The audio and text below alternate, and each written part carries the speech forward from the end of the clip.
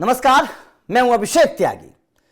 एक कहावत है कि इंसान अपनी करनी को नहीं देखता है, वो दूसरों के ऊपर सवाल खड़े करता है और आरोप लगाने की कोशिश करता है। राजनीति में अक्सर ऐसा होता है।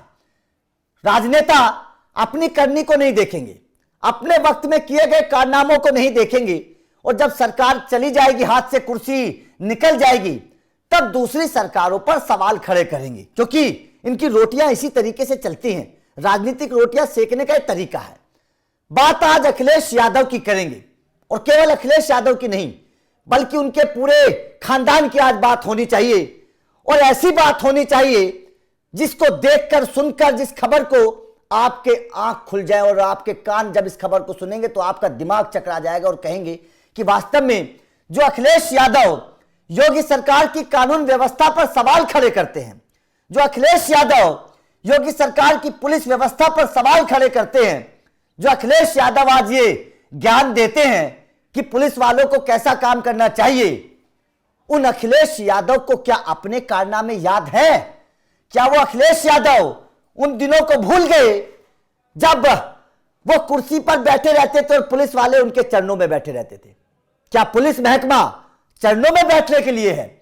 क्या पुलिस इस तरीके से अपमानित होने के लिए है? क्या पुलिस की वर्दी जब कोई जवान पहनता है तो इसीलिए पहनता है कि वो अफसरशाही के नीचे बैठ जाए? ये सवाल आज उठने लाजमी है और सवाल उठने इसलिए लाजमी है क्योंकि आप बदलते वक्त को देखिए। समाजवादी पार्टी की सरकार में पुलिस वाले क्या क्या करते थे और अब जब योगी आदित्यनाथ की सरकार है तो कानून व्यवस्था को बनाने के लिए पुलिस वालों को किस तरीके से छूट दी गई है, इस बात को आज समझना बेहद जरूरी है। उत्तर प्रदेश में कानून व्यवस्था उस वक्त कैसी थी और आज उत्तर प्रदेश में कानून व्यवस्था कैसी है, यह बात उत्तर प्रदेश का हर इंसान जानता है। उसी बात को ध्यान में रखते हुए उत्तर प्रदेश के लोग लगातार योगी आदित्यनाथ को पसंद कर रहे हैं और ये कह रहे हैं कि योगी आदित्यनाथ केवल सीएम नहीं है, एक तरीके से उत्तर प्रदेश के लिए भगवान है, क्योंकि कानून व्यवस्था का वो गंदा नाच उत्तर प्रदेश के लोगों ने देखा है। उत्तर प्रदेश के लोगों ने देखा है। उन्होंने दंगे देखे। क्या पहले कितने दंगे होते थे? उन्होंने मुजफ्फरनगर दंगा देखा, किस तरीके से खुलेआम तौर पर मुजफ्फरनगर में दो धर्मों के लोगों को भिड़ा दिया जाता है और फिर एक धर्म के लोगों को खुले तौर पर सपोर्ट करके कह दिया जाता है पुलिस अफसरों से कि भाई साहब इस धर्म के लोगों को छूना मत और दूसरे धर्म के लोगों को जितना हो सके फंसा दीजिए। कौन भूल सकता है? क्या कोई भूल पाएगा? कभी नहीं भूल पाएगा। आज मैं आपके सामने कुछ तस्वीरें दिखाने वाला हूं। आप जब इन तस्वीरों को देखेंगे तो आपको एहसास हो जाएगा कि वास्तव में समाजवादी पार्टी के वक्त में सरकार किस तरीके की थी, कैसे पुलिस वालों को बेइज्जत किया जाता था, किस तरीके से कानून के साथ खिलवाड़ किया जाता था। ये समझना और तस्वीर देखनी आज आपको बेहद जरूरी है। सबसे पहली तस्वीर देखिए, यह तस्वीर अखिलेश यादव की है। अखिलेश यादव, सोचिएगा, ये आज से सालों साल पहली तस्वीर है। अखिलेश यादव कुर्सी पर बैठे हैं और उनके सामने आईजी आशुतोष पांडे नीचे बैठे हुए हैं। सोचिएगा, आशुतोष पांडे नीचे बैठ रहे हैं और कह रहे हैं जी हुजूर, ये अखिलेश यादव की तस्वीर है। क्या यही कानून व्यवस्था होती है? क्या इसी तरीके से वर्दी पहनता है पुलिस वाला? क्या इस दिन के लिए कि सरकार ऊपर बैठी रहे और वो नीचे बैठे रहे, हाथ जोड़कर बैठे रहे? क्या पुलिस का काम यह होता है कि आप सरकार के सामने बैठकर इस तरीके से हाथ जोड़ें? नहीं, ये नहीं होता है। दूसरी तस्वीर देखिएगा। दूसरी तस्वीर चाचा शिवपाल सिंह यादव की है। चाचा शिवपाल सिंह यादव का भी रोक कम नहीं था। चाचा शिवपाल सिंह यादव को भी सीओ जसवंत नगर चंद्रदेव यादव ने पैर छू लिए थे और ये कोई एक मामला नहीं था, कई बार ऐसा हुआ था। ये तो एक कैमरे में कैद हो गया तो पता चल गया कि वास्तव में ये चीजें होती हैं। तो यहां पर समझिएगा कि चाचा भी कम नहीं थे, भतीजा तो जैसा था सो था, चाचा भी कम नहीं थे। दूसरे भी बात कर लीजिए राम गोपाल यादव की।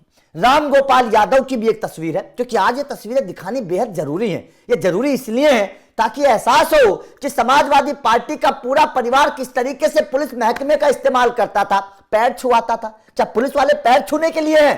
पुलिस वाले कानून व्यवस्था को बनाने के लिए हैं या पैर छूने के लिए? जब पुलिस वाले पैर छुएंगे तो कानून व्यवस्था को कौन बनाएगा? यही सवाल आज मैं आपके सामने बताना चाहता हूं। राम गोपाल यादव का भी मथुरा डीआईजी गुलाब सिंह यादव ने पैर छू लिए थे। क्या जरूरत थी भैया?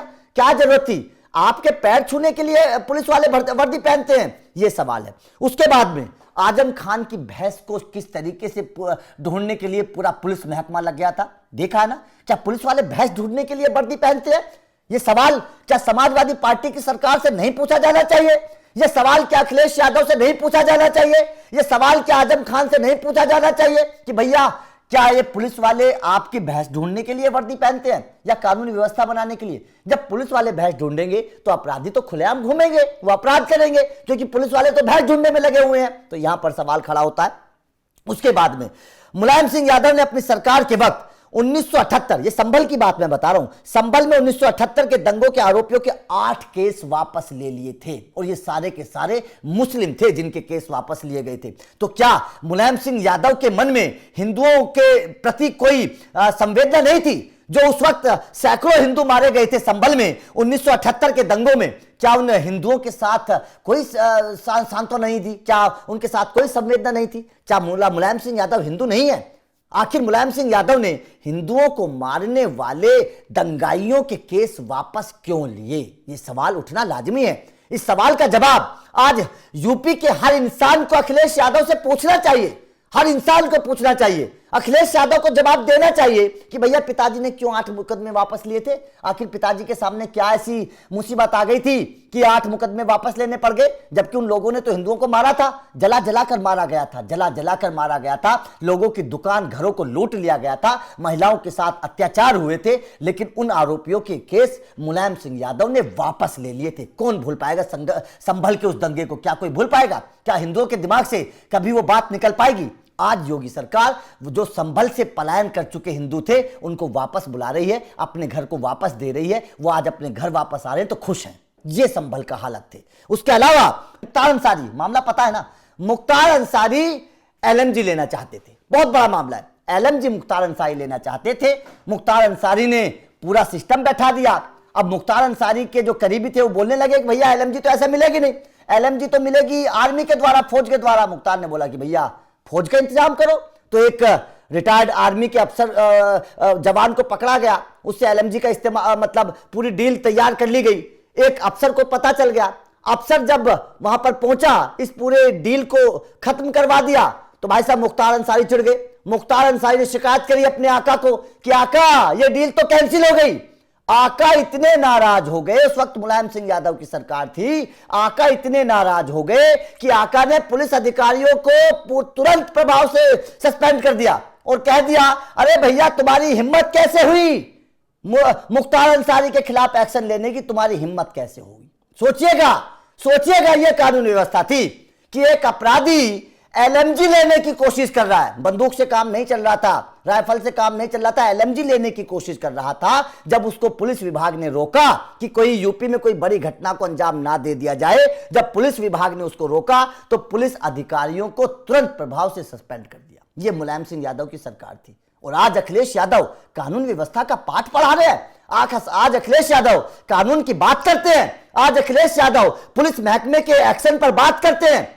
अखिलेश यादव को यह बिल्कुल भी हक नहीं है, क्योंकि अगर वो आज कानून की बात करते हैं तो अपने वक्त के कानून को जरा देखिए, पुराने पन्नों को पलट कर देखिए, आपको पता चल जाएगा, एहसास हो जाएगा कि आपकी सरकारों के वक्त क्या हुआ था, किस तरीके से कानून का मखौल उड़ाया जाता था, पुलिस वालों से क्या क्या करवाया जाता था, यह आपको पता चल जाएगा। आज योगी के राज में पुलिस किस तरीके से मुस्तैद है, किस तरीके से पुलिस काम करती है, यह हर अपराधी को पता है। अपराधी अपराध करने से पहले आज ये सोचता है कि अगर अपराध कर दिया तो बख्शा नहीं जाएगा। इसलिए अपराधी कई बार हमने देखा है कि अपने अपराध को क्षमा मांगने के लिए अपने आप थाने पहुंच जाते हैं और बोलते हैं कि बाबूजी हमें माफ कर दो। यह वक्त बदला है। पहले के वक्त में कैसे, पहले के वक्त में जो पीड़ित होते थे वो हाथ जोड़कर थानों में जाते थे कि हमारी शिकायत लिख लो। आज अपराधी थानों में हाथ जोड़कर जाते हैं कि हमें गिरफ्तार कर लो, क्योंकि बाहर तो एनकाउंटर हो जाएगा। यह डर आज अपराधियों के अंदर है, यह डर होना चाहिए अपराधियों के अंदर। जनता खुलेआम घूमनी चाहिए, लेकिन उस वक्त में और आज के वक्त में क्या फर्क है, यह जनता समझ चुकी है। और उसी का मतलब है कि आज जनता योगी आदित्यनाथ को अपने सर पर बैठा कर रखती है। यही वजह है, पलकों पर बैठा कर रखती है और लगातार योगी आदित्यनाथ को मैंडेट देती है। यह वजह है। तो आपका इस खबर पर क्या कहना है? आप अखिलेश राज और योगी राज में अगर कंपेयर करें तो कितना फर्क आपको समझ में आता है? कमेंट करके अपनी राय जरूर दीजिएगा। बाकी लगातार अपडेट मिलते रहेंगे। Thank you very much.